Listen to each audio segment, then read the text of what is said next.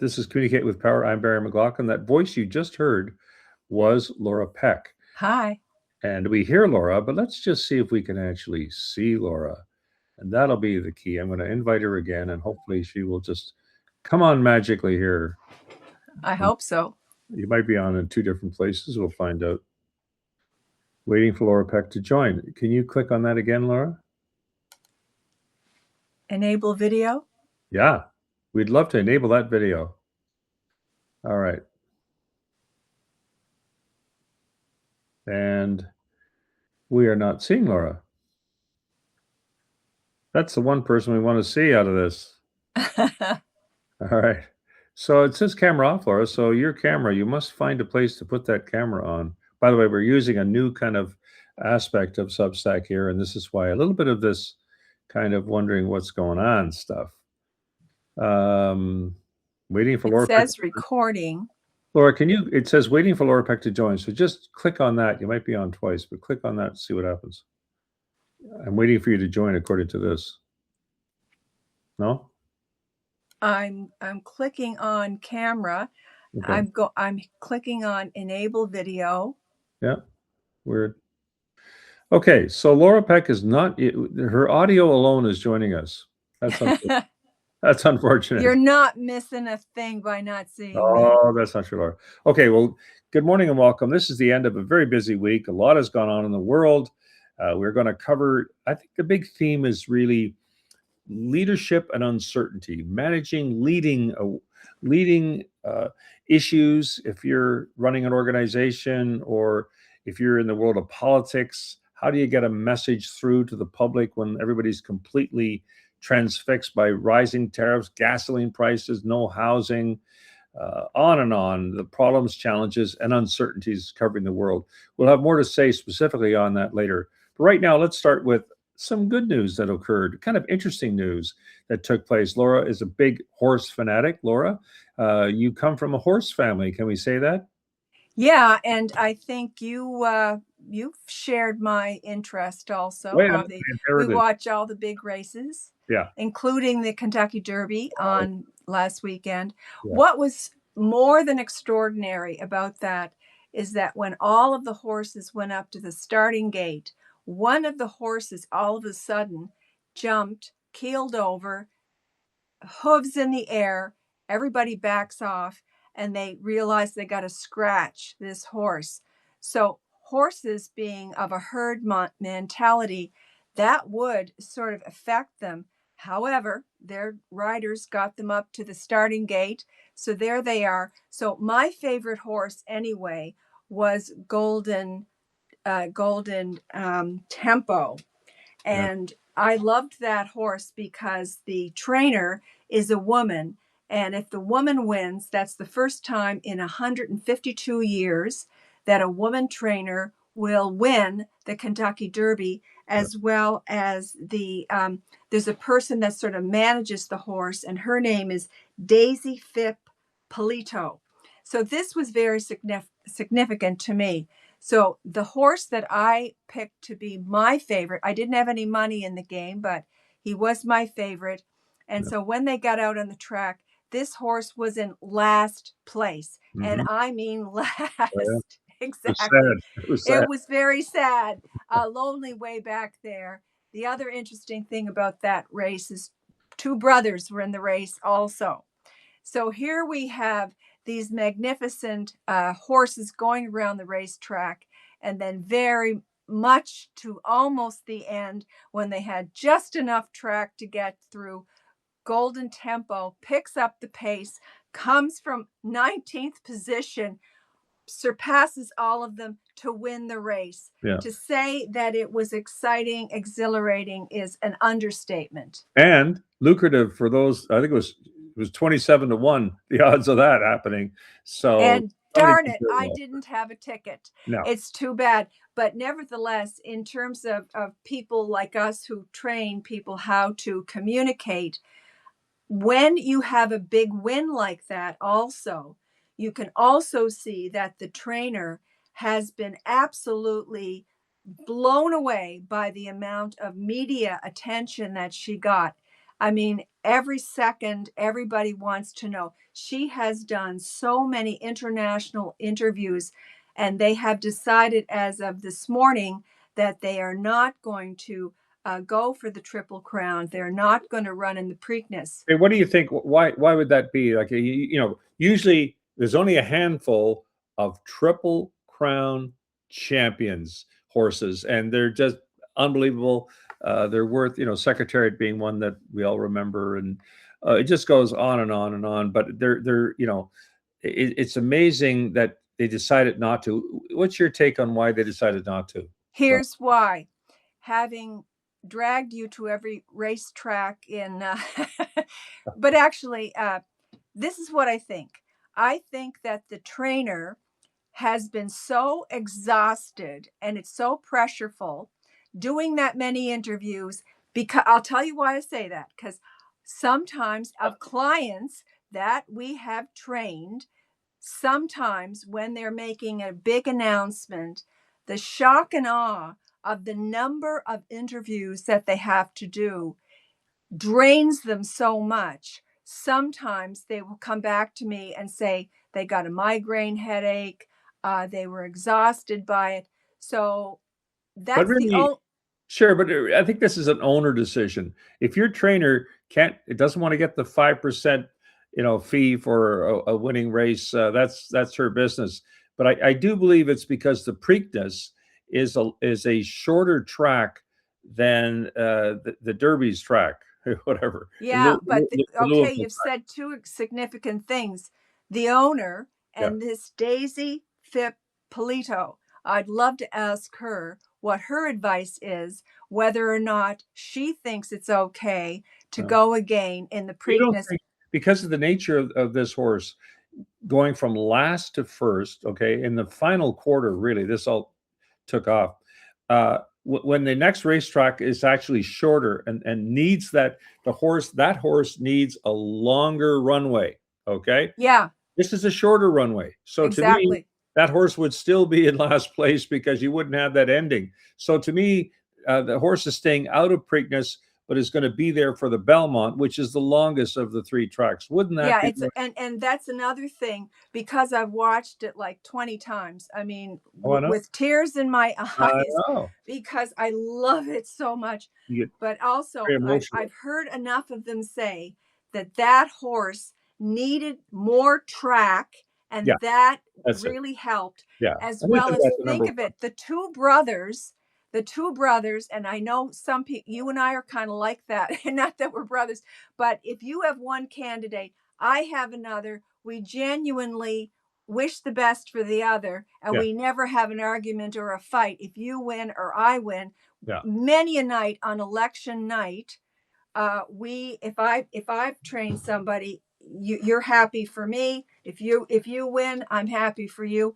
And not everybody is like that. Some Well, people Laura, fight about politics all the time. as you know, I owned half of a stable at one time, and my role was not to. That was in the harness racing sector, and my role was, of course, not to actually drive the horse or anything else, but rather my role was to get the checkbook out in those days and write the checks. That was the most expensive jogging cart you Yeah, ever got on in your trips around the yeah. track, driving that horse by So that yourself. was enough for me to go, hey, this is a lot, And but my hand and is cramping up with the check writing. because I grew up in that Yeah, business, I was not in favor you of knew, you getting knew. involved, Yeah, because I know you got to have pretty deep pockets. And considering we but were starting a but business, yada, yada, but I was against it.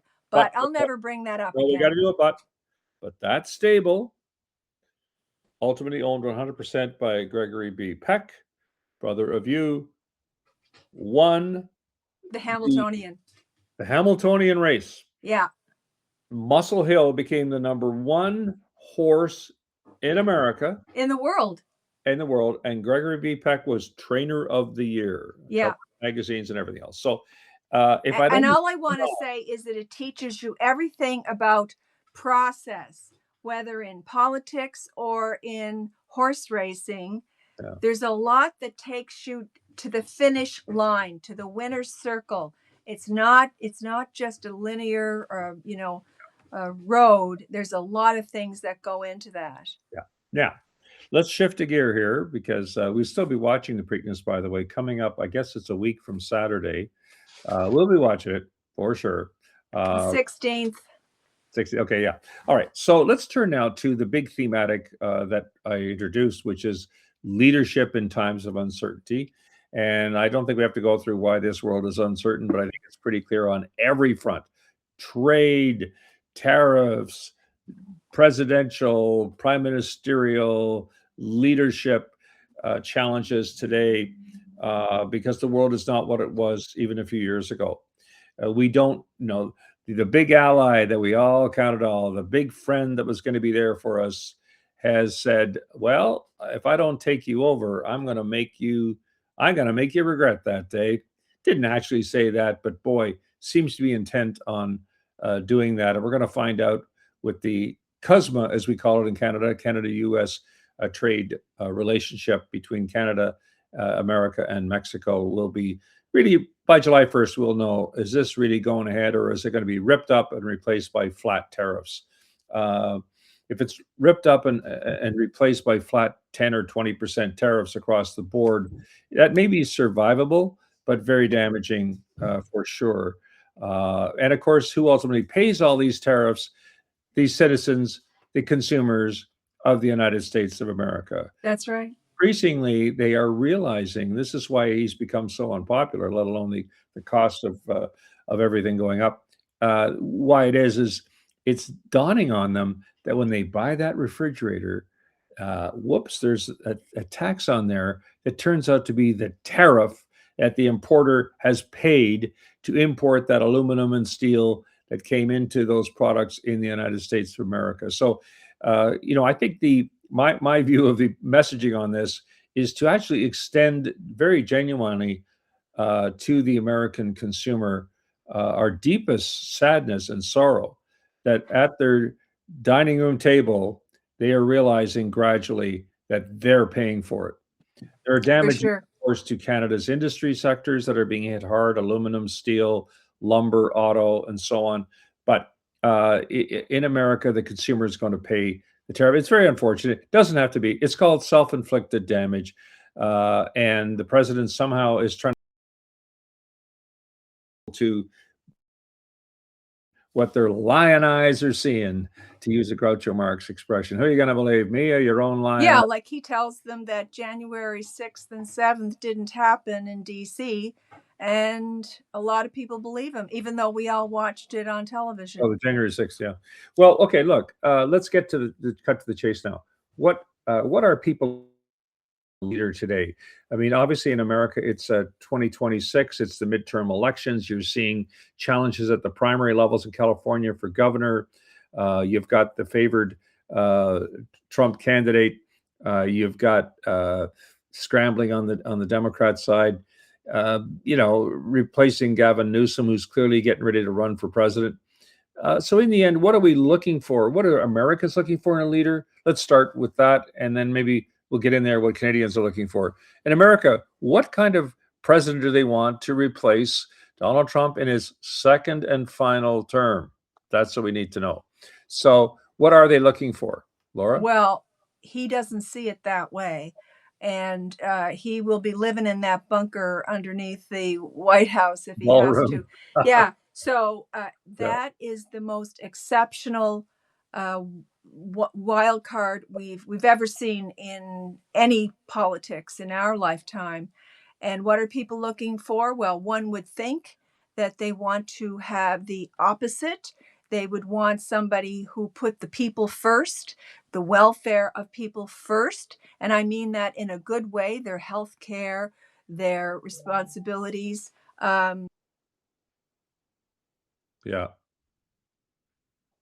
Are you there? Okay. We'll see. Hi, Laura. Hi. Yeah, I just wanted to see if you would show up, but you haven't shown up facially. We do hear you. Okay, so you're saying that they want what would some characteristic traits are they looking for in a leader? if you are talking about appealing to their greater good, it's truthfulness, it's authenticity, but also experience counts. Whether or not they've actually led in other places with Oh, integrity, kindness, those kinds of things. That's what one would think you would want in a leader. but you know what we've learned, and I don't mean this just about Donald Trump because he was Celebrity Apprentice host, very successful. That reality TV hosts do well. Look who's going to run. Tucker Carlson, he's going to throw his hat in the ring. And why? Well, he's had his own show, very successful on Fox. He's kind of gone now out of there, and he's in that world where he's got a gazillions of followers online, and apparently people think that's a pretty good thing. I don't know how it teaches you how to run a nation, how It to be doesn't. a G7 leader, but nevertheless, there we go. But in Canada here, we've always considered ourselves a little more moderate in many things. But let's talk about that. Here we had Pierre Poilievre. He was going to be the next Prime Minister of Canada. Which cabinet post will so and so get? Wow, that Justin Trudeau, we can't wait to lock that door on him. And so that looked, last a year ago, December, that was the reality. Now, I did do a post and so on at the time saying, I don't believe he will continue because he couldn't possibly. I think the party would have had descended on him. And it took Chrystia Freeland to, in effect, on the day she was to drop the big annual financial statement, instead, she says, I'm not going to deliver it. She's standing down from her position as finance minister. And it just was the final nail in the coffin of the political career of Justin Trudeau. So he had to go. And over Christmas, he obviously finally thought about it and gave the announcement. In comes Mark Carney, of course, a very different player. But what did Pierre Poilievre and the team do? Well, they decided, let's run the same campaign. Well, that's great. Yeah, just like Justin. Remember that one? Yeah, Carney's just another Justin. He's just like Justin. Well, I bumped into several of the leadership team. I said, Art, this is the best 2024 campaign I've ever seen. The problem is we're in 2025. One guy turned around and walked away from me at this gathering because he didn't want to hear that. But it was clearly, like, blatantly obvious they were all going to walk over on the plank over the ship's side, and they were going to jump into the water because they just were so convinced that was the right campaign. It was a horrible thing to do. They didn't get. Yes, they got lots of seats. They got the most since Mulroney days. They got huge numbers, but it's never enough. You've got to get over the top. You got to bridge the gap. Didn't do it. So now we have a situation a year later where Carney seems to have really, cemented himself in the middle, that powerful middle in politics, and he's like 10 to 15 points ahead of Pierre Poilievre in the polls, depending which And poll. it's hard if when you talk to what the people that you're just experiencing or talking about, it's very hard for them to win an election when they were not allowed to talk to the media. They were only supposed to go through Yep. their own hand-picked Oh, podcasters or whatever. But oh, like, take for instance my mother, she didn't know who the conservative candidate was because they were not on the news and think that in those areas, it really counts. They need to be able to do both. yeah. And when you and I talk about communications, we mean mainstream, but also podcasting and Substack and all these different ways. That's very important to be able to get your message out. But Laura, that's a great point you're raising. That we live in a new world now. We don't depend on mainstream media, legacy media, we want to call it, television, radio, print. We don't have to count on them to carry the message. You can create your own message. Now, Pierre Poilievre, to be fair, is a phenomenally good social media player. He's really big in there. He's got huge numbers. That eating the apple thing in the orchard, talking to that reporter, that got gazillions of viewers. It was amazing. But nevertheless, he wasn't able to connect the dots to that's the guy we want to lead this nation. And And that's interesting also, I go to these political movies, so I talk to people in the lineup, Yeah. and people who had never been interested in politics before are now interested because of Prime Minister Carney. They now are retired and they say that they've got the emotional bandwidth. This is a new thing, an emotional bandwidth to be able to take in. And these people that I was talking to, I found that I'm always looking for something. Is there new? Is there something unusual? And that was a very interesting conversation. Yeah, and but we've also heard the other side. We were at a dinner party recently, Oh, and yes. a fine young woman next to me, very strong liberal for lifetime liberal. Yes. So, she doesn't like Carney. She thinks he's caved in on his promises on the Shocking. environment. Oh my! And her husband, same thing. So Hmm. it's like, wow, I was stunned. Not liberal enough. Not liberal enough. And I thought, well, and I've heard that before, of course. She's not the only one that said that. But wow, I said to her after about 15 minutes of this, I said, I've not heard you say one positive thing about Mark Carney. Well, what do you mean? What do you mean? She did one of these things. I said, well, I listened carefully. Yeah. And you didn't say one. Is there anything positive you want to say about him? She wasn't really able to tell us specifically anything. So, it struck me that he should not take for granted any of this. The electorate out there is very movable. They're very volatile, and maybe Sure. Polyev knows this through his own. And there are conservatives that thinks he'll be a one-term prime minister. Yeah, I mean, that's called probably wishful thinking, but nevertheless, he'd have to. Here's the thing: he's on the upswing, and the reason why is he is investing. Notice governments don't spend. He's investing heavily to create new markets for Canadian goods to be sold globally, Asia, Europe, trying to rapidly, desperately almost replace the American market, which is like 90% or 85% of the sales of all Canadian goods go to the United States of America. So, boy, that has never been done rapidly. It usually takes years to create that supply chain and so on. So he's counting on that the promise of this is stronger than the reality. Right now, it is the promise. We don't have proof of this. It's the promise of it. And they do say about personal branding, what's your promise to the voter? That leader's promise, it's called the inherent, I believe that he will do this or she will do this. The inherent promise of that. They had that. Donald Trump owned that. Americans, his voters, his voter universe, as it's called, they believed he was going to deliver. Now they see, whoops, massive tariffs, invasion of Venezuela, invasion of Iran, on and on. He said he wouldn't go into war, and now he's got. So these are the reverse of that brand promise. So I think it's all coming back to haunt him. Similarly, I'm not comparing the two, but Mark Carney has to be careful that what goes up, often comes down, especially in the world of politics. So, I'm just saying that he must continue to move forward, and there's got to be we got to see tangible results. And it's a tough time to do it when we don't even know the outcome of the tariffs. That uncertainty will stay over this certainly for, quite some time to know what do we, I talked to, he won the key to the city of Ottawa, I may as well say, Sir Terry Matthews. He said to me years ago under Brexit, he said, Barry, what's the one thing that businesses cannot abide? Uncertainty. Uncertainty, exactly. And he was so right about that. And he knows what he's talking about. He owns global brand companies. And that uncertainty is exactly why we are teaching a course on that. Thank you, Laura. That is a nice entry into the commercial plug.